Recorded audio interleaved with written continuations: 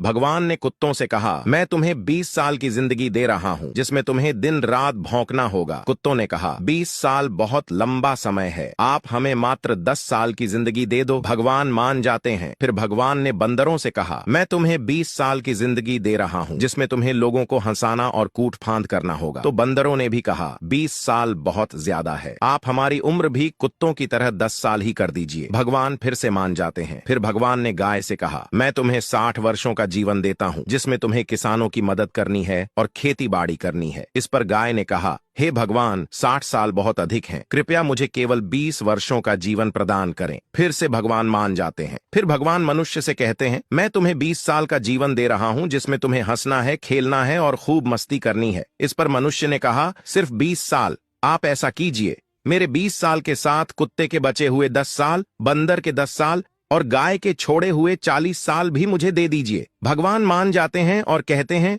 जैसी तुम्हारी मर्जी। हम भगवान के दिए 20 साल बहुत मजे से जीते हैं, उसके बाद के 40 साल कड़ी मेहनत और परिश्रम से जीते हैं, फिर बचे हुए 10 साल बंदरों की तरह हम कूट फान करते हैं और आखिरी बचे हुए 10 साल हम घर के बाहर कुत्तों की तरह बैठकर पूरी दुनिया पर भौंकते हैं। हो सकता है जिंदगी का सच ना हो, पर कहीं ना कहीं इसमें सच्चाई भी छुपी हुई है। हम भगवान के दिए 20 साल बहुत मजे से जीते हैं। अगर आप भी इस बात से सहमत हैं तो यस जरूर लिखें और इसी तरह की कहानी